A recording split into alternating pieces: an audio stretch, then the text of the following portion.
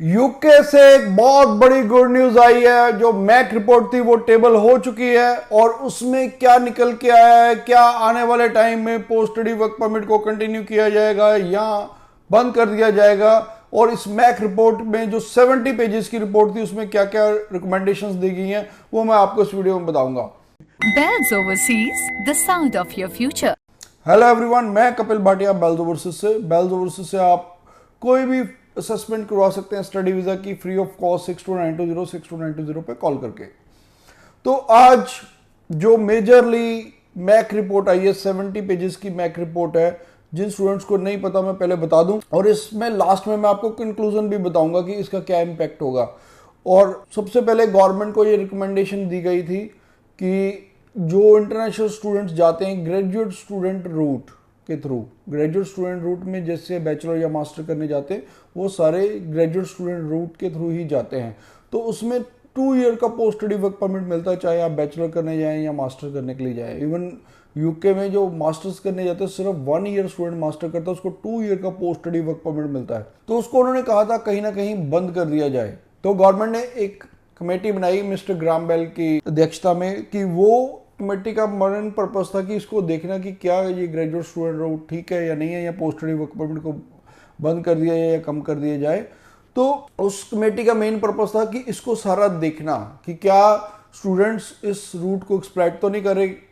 Majorly यही माना जा रहा था कि जो मीडिया भी वहाँ यूके का ये मेन मुद्दा उठाता था कि जो स्टूडेंट्स आ रहे हैं मेनली जेन्युइन स्टूडेंट्स नहीं है, ये इनका मकसद पढ़ाई करना नहीं है, और ज़्यादातर स्टूडेंट्स पढ़ाई कंप्लीट नहीं कर रहे, या तो वो वर्क परमिट में कन्वर्ट कर रहे हैं या इलीगल हो रहे हैं।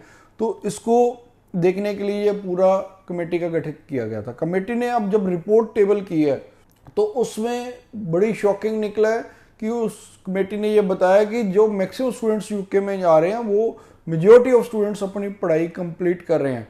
और उसके बाद उन्होंने कहा कि जो इंटरनेशनल स्टूडेंट्स हैं मैक्सिमम इकोनॉमी में कंट्रीब्यूट कर रहे हैं, क्योंकि पहले तो वो इंटरनेशनल फ़ी दे रहे हैं हैवी, उसके बाद वो इवन वर्क करके उसमें भी टैक्स में भी कंट्रीब्यूशन दे रहे हैं स्टूडेंट्स। तो ये एक बहुत बड़ा पॉजिटिव इम्पैक्ट था इसका। उसके बाद उन्होंने कहा कि स्टूडेंट्स जो इंटरनेशनल स्टूडेंट्स हैं वो ज़्यादातर बहुत हैवी जो हेल्थ चार्ज है पे करते हैं, लेकिन उसकी सर्विसेज बहुत कम लेते हैं, यानी कि सर्विसेज यूज़ नहीं करते, जिससे कि वो भी यूके की गवर्नमेंट को एक रेवेन्यू मिल रहा है। तो एक जो चौथा पॉइंट उन्होंने बताया कि जो यूनिवर्सिटीज़ है स्पेशली जो रिसर्च कर रही हैं, और उस यूनिवर्सिटीज़ का भी मेनली जो सोर्स ऑफ रेवेन्यू है वो इंटरनेशनल स्टूडेंट्स हैं। अगर आप बंद कर देते हैं तो इंटरनेशनल स्टूडेंट्स कम आएंगे और उन यूनिवर्सिटीज़ को फिर आप रेवेन्यू नहीं मिल पाएगा और कहीं ना कहीं उसको गवर्नमेंट की डिपेंडेंसी पे रहना पड़ेगा। और दूसरा उन्होंने कहा कि अगर इंटरनेशनल स्टूडेंट्स नहीं आते हैं, अगर इसको पोस्ट स्टडी वर्क परमिट को बंद कर देते हो, तो आपकी जो कंपटीटर कंट्रीज़ हैं जैसा कि कनाडा है, ऑस्ट्रेलिया है, न्यूजीलैंड है, यूएसए है, जर्मनी है, फ्रांस है, ये कंट्रीज ज़्यादा स्टूडेंट्स को लेके जाएंगी फिर अपनी तरफ। यूके में नंबर ऑफ स्टूडेंट्स नहीं आएंगे, क्योंकि कहीं ना कहीं जब स्टूडेंट्स आता है तो वो ये भी कोशिश करता है कि उसको इंटरनेशनल एक्सपोजर भी मिले, यानी कि इंटरनेशनल एक्सपीरियंस भी मिले।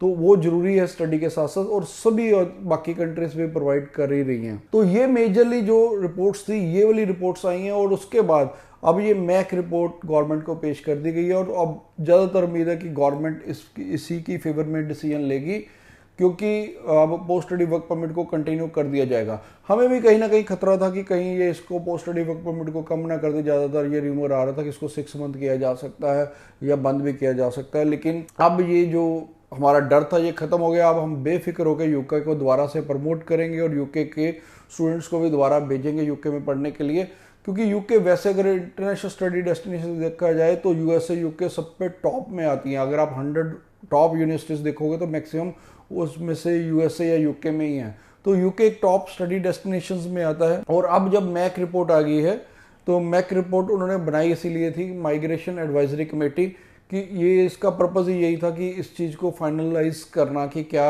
स्टूडेंट्स को पोस्ट स्टडी वर्क परमिट दिए या नहीं दिए। तो उन्होंने फुल टूस रिकमेंड किया है। और अब जो यूनिवर्सिटीज़ की एसोसिएशन है उसने गवर्नमेंट से डिमांड की अब फटाफट इसको अनाउंस कर दिया जाए ताकि आने वाला जो सितंबर इनटेक है उसमें नंबर ऑफ स्टूडेंट्स को ज़्यादा हम रिक्रूट कर सकें और स्टूडेंट्स का रुझान ज़्यादा रहे, क्योंकि पहले स्टूडेंट्स डरे हुए थे कि पता नहीं पोस्ट स्टडी वर्क परमिट आगे मिलेगा या नहीं मिलेगा। तो अब गवर्नमेंट को पे प्रेशर कर रहे हैं कि इसको जल्दी से अनाउंस कर दो कि हाँ जी post study work permit continue रहेगा। तो अगर इसी तरह की आप अपडेट देखना चाहते हैं तो आप इस चैनल को जो सब्सक्राइब कीजिए, और जिन स्टूडेंट्स को भी यूके के लिए इंटरेस्टेड है उनसे ये काइंडली शेयर भी कर दीजिए। Bells Overseas, the sound of your future.